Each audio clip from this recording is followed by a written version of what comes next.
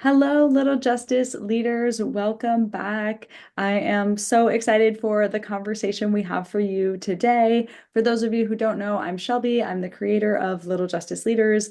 At Little Justice Leaders, we help educators, caregivers, and schools bring social justice to preschool and elementary age kids. So we bring you all the resources you need to talk to little ones about social justice in age appropriate ways.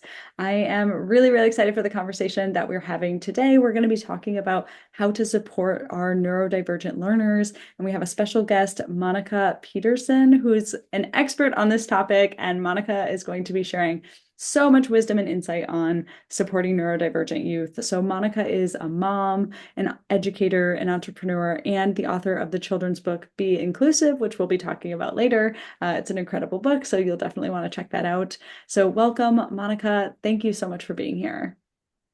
Hi, thank you, Dr. Kretz, for having me. I'm super excited to talk more today about Me, the work that we're doing and the book that just came out. So yes, me too. So, can you start by introducing yourself a bit to our community and maybe sharing a little bit about your background and who you are? yeah, absolutely. So I kind of grew up in my childhood was a little untraditional, and we learn as educators about trauma-informed practices, Mhm. trauma-informed instruction. And I feel Yeah. like I was the kid that we get those trainings for. So Okay. had just just experienced a lot of childhood trauma. Both of my parents had, addiction, uh, things that they were going through. And so it was kind of a lot. And so I ended up being awarded the state, and my sister and I kind of were affected in different ways by the trauma. And so I saw sort of from a personal standpoint, just some of the struggles that she had gone through, both medically, emotionally, physically.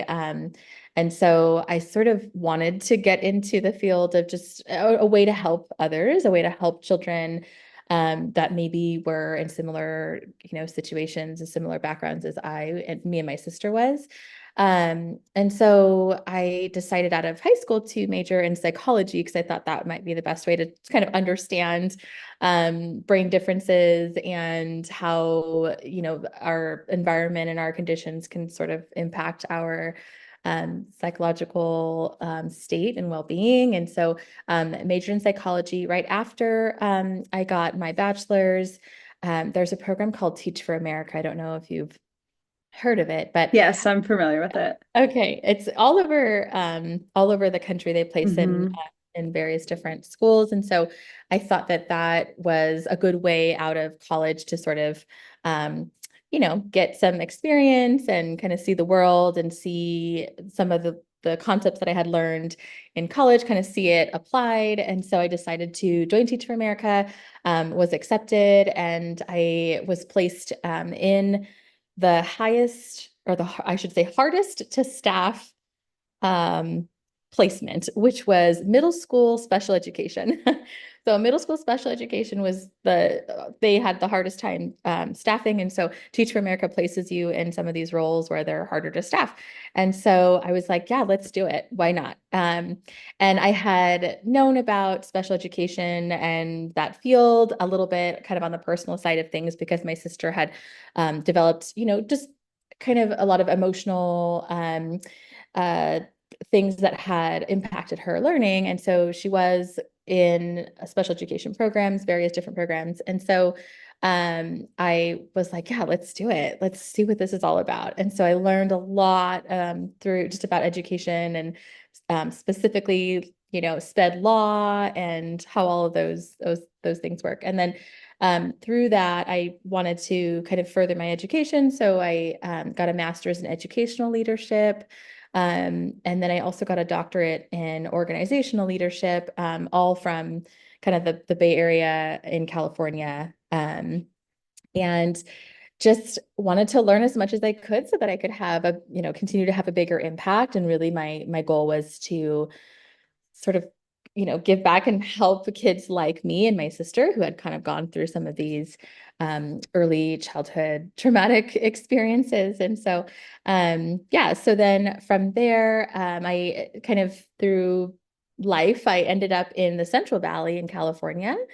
And I worked at the district level. I was able to sort of advance into a district office position, and I felt like this was a great spot for me to sort of have a bigger impact on the policies at the district level. And um, kind of, I worked there for 7 years and kind of learned that some of these systems are it's really hard to turn the ship around, and um, some of these systems are hard to turn around. So I felt like I could make a bigger impact kind of going out on my own and um, having these conversations and really giving families in the community what they needed.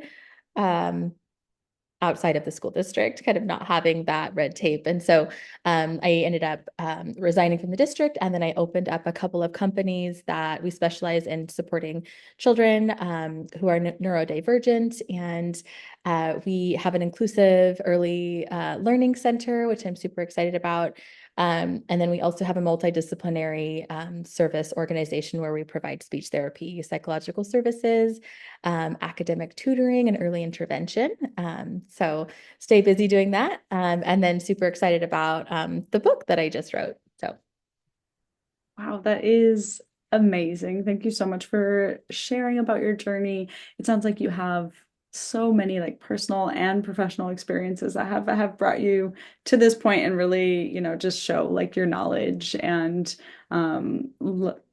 so much experience with understanding education, understanding learning. I didn't know you had a doctorate, so Dr. Monica Peterson, I should have introduced you that way. Congratulations on that. That's awesome. So yeah, so today we're going to be talking about neurodiversity and of course your experience with supporting our neurodivergent learners. But for those who aren't familiar, can you explain what is neurodiversity? yeah, so it's a long, big mouthful of a word, but I think that it's super simple to think about. If we think about neuro means brain, and then diversity is means differences. So it's essentially brain differences. So neurodiversity, I think, is a very inclusive way of explaining that all of our brains really work differently. I mean, we're all like, it's funny because, we have a word for neurodiversity or neurodivergent people, but really we're all a little bit different than each other, right? None of our brains are the same. But I think that it's a great inclusive way term to talk about people whose brains would just work a little bit differently or might think a little Yeah. bit differently. Yeah, absolutely. So in your view, your experience, are there any like common misunderstandings about our neurodivergent students?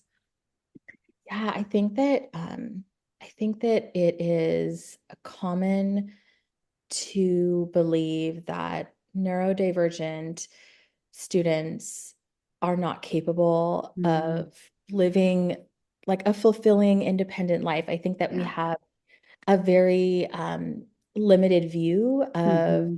we think of special education, we think of, like these antiquated sort of images of what we think it is. And I think Yeah. just think it's so much more holistic and nuanced Yeah.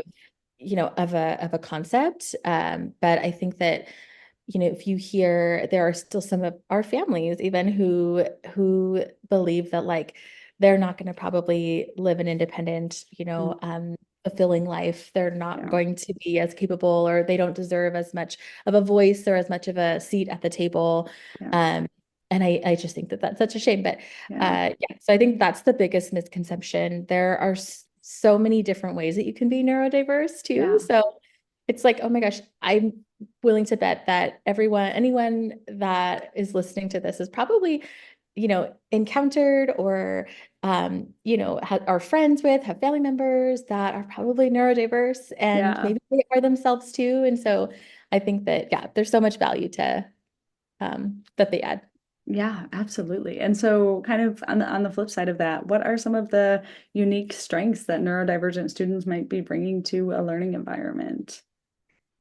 Yeah, so I forgot to mention in my background that I've taught special education in both an RSP setting. So this is in California, what we call like a push in or pull out type of service where our students with IEPs are in a general ed class for most of their day, and then they are either pulled out or we push in to provide support. And I've also taught a special day class, which is the self-contained classroom where children with IEPs will go and receive their instruction from from that one classroom. And so I've worked with a lot of different, both as a teacher and an administrator, and then now as an owner of an inclusive school. And I just feel like there are so many opportunities for educators, staff, other students, parents, even to really acknowledge and listen and appreciate individual differences. So I really feel like our neurodivergent kiddos sort of encourage our teachers and encourage us as educators to like think differently about how we approach, our instruction or how we just how we see kids. It's like if we think of kids as like everyone's a little bit could be a little bit different and we're just gonna be challenged to like just figure it out. Like we're gonna talk to our kids, we're gonna learn more about them, we're gonna observe them, and I just feel like it just gives educators an opportunity to really like expand their understanding and expand their approach to education and their instructional practices. Yeah. But I think that there's, so much, it's so much fun. It's so much fun. Like when we have diversity in all forms, I think Yeah. that all different kinds of kids, I mean, everyone is just so different and they just bring such great, um, special, unique strengths and preferences to a classroom setting. But yeah, I think that it's mostly just gives educators an opportunity to really think differently about how kids learn and Yeah. how they work. Yeah, absolutely. I love that. I think it's so important. And so kind of on that topic, what are some of the ways that educators can create a more inclusive classroom environment for their neurodivergent students? Yeah, I love this question. I think that I think that we want to have some norms or like a social contract or, something like that to set some structure in your classroom. But I really feel like after that, it's the word I overuse all the time is attunement.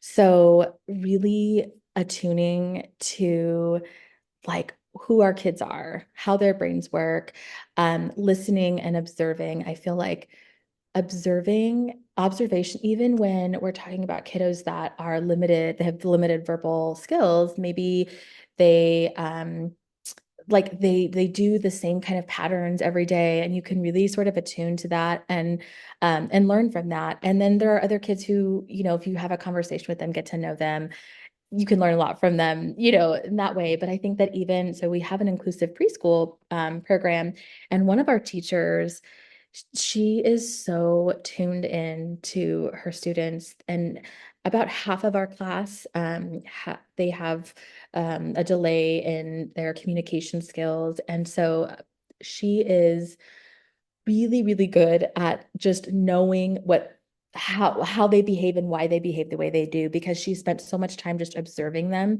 and then seeing what happens next and like what worked for them and like let me try this, did that make it worse, that make it better, and she can even tell, I know this is kind of like TMI, but we work in preschool so this is what we do, but she can tell you like to the minute when one of her students is going to have like a bowel movement or like when they're going to have to use the bathroom because of their behavior, because of how they act and like what their patterns are and what their signs are. So I think that really creating a more inclusive classroom is just becoming very attuned to your students, listening to them, observing them, and then just honoring like all the different ways that they're different. It's like it's okay. Like we don't need all the kids to like do this one thing in this one way.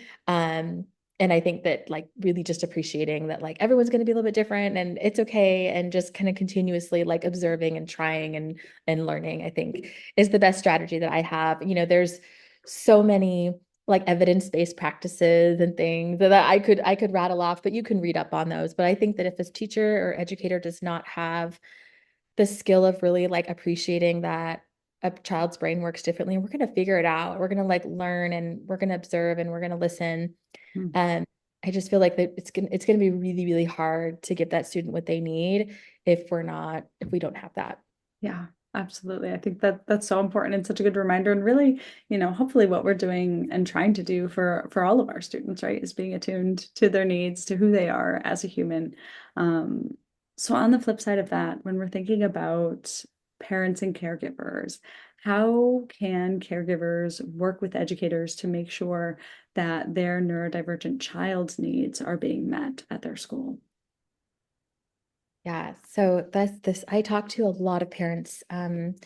It's so I worked at the district level. I worked in a classroom. I was the educator, and then I worked at the district level, and then now I kind of work on in the private sector where I talk with a lot of parents on the other side where they're like going into these IEP meetings or they're going into the district and they're like, how do we bridge this gap? Or how do we make this work? And so I've kind of from both sides, both angles of that. I think that like there's something to be said about relationships. And I know that this is like a very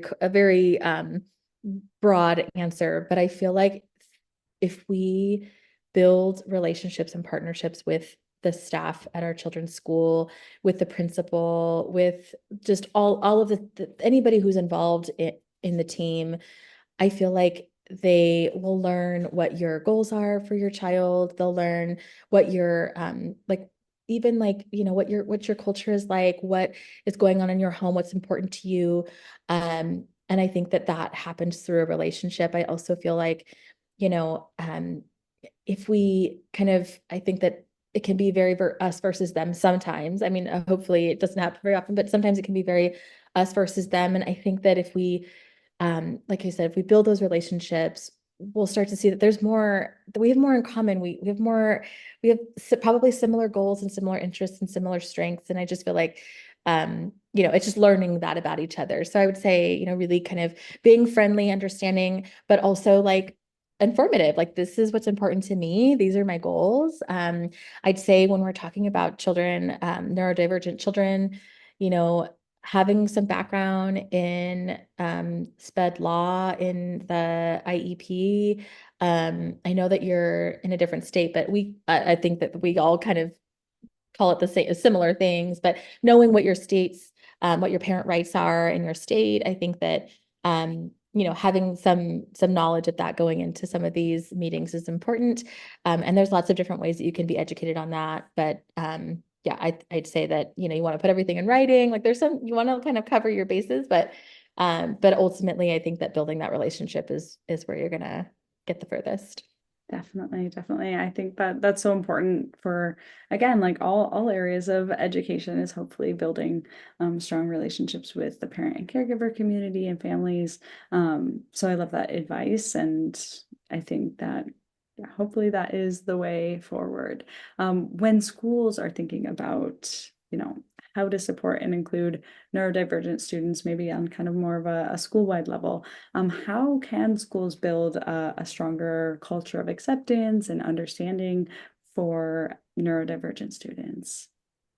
Yeah, I think this is such an important question. And think that I think that the conversations that need to be happening at schools really from the top and all the way around actually, but I think that what flows, I forget the quote exactly, but what flows from the mouth flows from the heart or something like that, right? So I think that the language that we use is so important, the language that we model to each other, how we talk about how we talk about kids and each other, even behind closed doors, I think will shape how we think about them and will shape how we feel about them. And I feel like, words have a lot of power.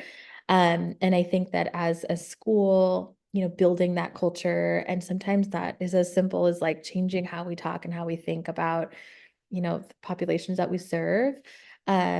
So I'd say that's super important. And then like, of course, more professional learning, more professional development, and just understanding really what the brain differences look like. There's been a lot of research that has come out about children with on the autism spectrum and how their brains are physically different, and so learning what that looks like and what that means in the classroom, and also that not every child on the autism spectrum is the same.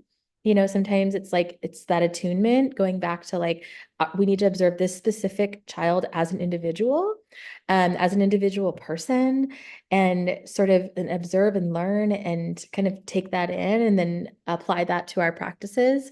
But I feel like that is sort of a cultural shift that the whole school needs to really adopt. And it's easier said than done, right? Because I feel like it's so hard if you're one person and you're in this team and maybe not everybody is on board. And I think that's so, so hard. But I think that we can kind of slowly kind of move the needle a little bit when we're talking about some of these concepts. And it's like, okay, well, let's just push it here a little bit. Let's try this here in this, in this spot, or and kind of just keep going. So yeah, I think learning their communities also and learning their families Mm-hmm. as a school is super important.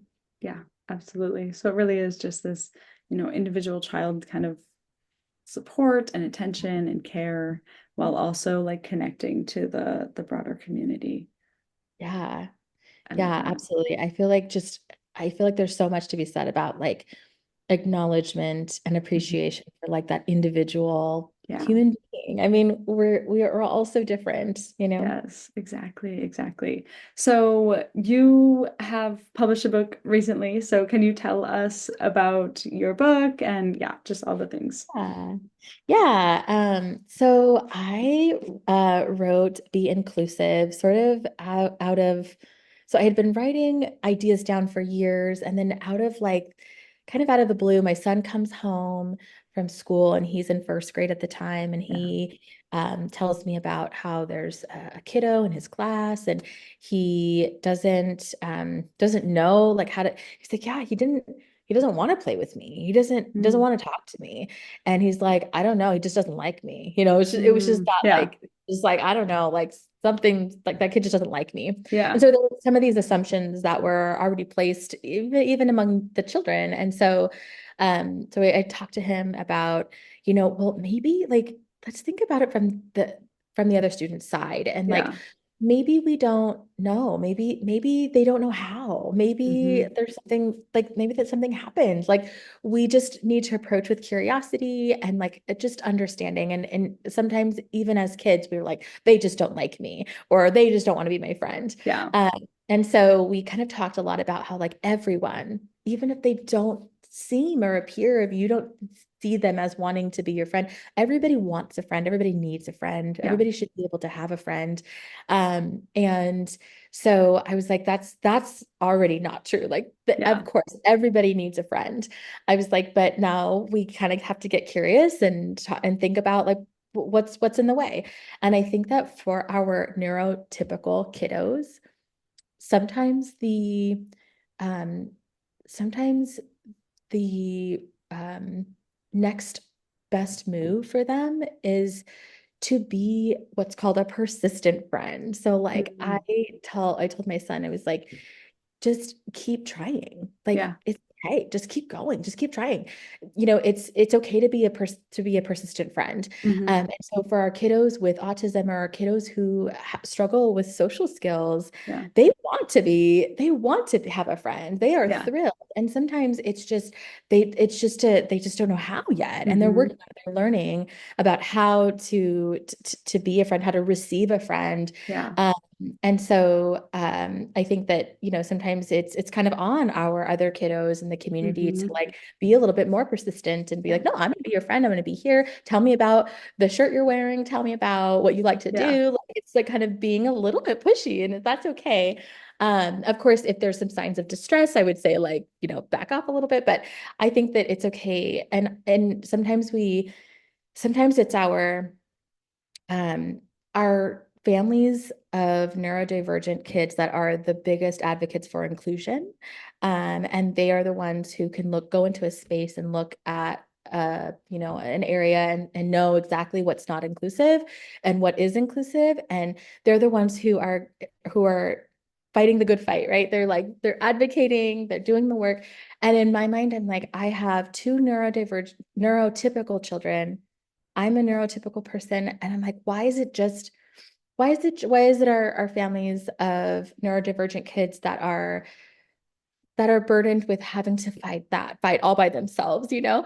And so I'm like, no, I feel like it's something that all of us need to be having the conversation about, or all of us need to be discussing at home and going out into the world, because that's the only way it's going to work, right? Inclusion doesn't work if it doesn't include all of the all of the people, right? So I wrote this book really to as a tool for families and educators to use to start to have the discussion, not just with our neurodivergent kiddos, but with our neurotypical kiddos. Like all homes like need to be having conversations about how we can be different and how like what we can do to bridge that gap. So I think that I used this story of my son, but and then I wrote it in a way that was simple enough, I think, for any age, really, any family, to use it as a talking point and as a way to open up the conversation about like what do we do? Like what is inclusion mean, and like how do we be inclusive? And there is a pledge that I have on my website, and when I go in and do classroom visits, I will have the whole class do the pledge as well. But it's a pledge that basically is just promising that we're going to do what we can to be kind and accepting to everyone, including our friends that are different, that look different, that think differently. And that inclusion really starts with me, or it starts with us, right? So I have the kids repeat a phrase that's like, inclusion starts with me. Like I have the power to like make this space more inclusive. And I think that's really empowering for kids to know that like, wow, I have the power to do that. So yeah, so I'm super excited about it. And I hope that, you know, I hope the message gets out. It's not, this is definitely like a passion project for me. So I just really want the message to get out to as many people as possible, as many families as possible. So I so appreciate you, you know, wanting to highlight this and talk about it. Yeah, absolutely. So I love the book. I think it's so spot on. The messaging is so important for kids. And I love how you're talking about the importance of really like talking to our neurotypical kiddos about this, because that's what we're always talking about at Little Justice Leaders is, you know, the kind of a burden and challenge and overcoming of barriers that are put in place because of the way our society is should not fall on the folks who are most impacted, right? It should fall on all of us to fix the systems that are broken. And so I love the focus, love the book. So really, really excited, hopefully, to get it out to more folks. Where can our community find your work and stay connected with you and support you? Yeah. So I am on Instagram and I'm also on TikTok, and I believe the handle's the same for both. And it's at be inclusive underscore book. And so you can follow along there. There's also links to order there. And then there's also a website, www.beinclusivebook.com. And on that website, there is a tab for you to take the pledge, or for anyone to take the pledge as well. And if they fill out the form that they took the pledge, then they'll get a little like memento in the mail. But so just to encourage more and more people to start taking that pledge of, you know, starting to spread that kindness and inclusivity. And then I also I have a personal Instagram handle too, which is just Monica underscore Peterson. But I can give you I can kind of write that out for you if you want to put that in the notes or something. Absolutely, yes. We'll put all those links in the notes so folks can easily find you, take the pledge, follow you and support, and go get the book because it is so great. Just such a wonderful tool to use with kids of all age. So thank you so much, Dr. Peterson, for joining us, for sharing your story, sharing your insights. I know I learned a lot. I'm sure our community did as well. So we're so grateful to have you on the show and yeah, for sharing all of your knowledge. So thank you so much for having me. It's been so fun.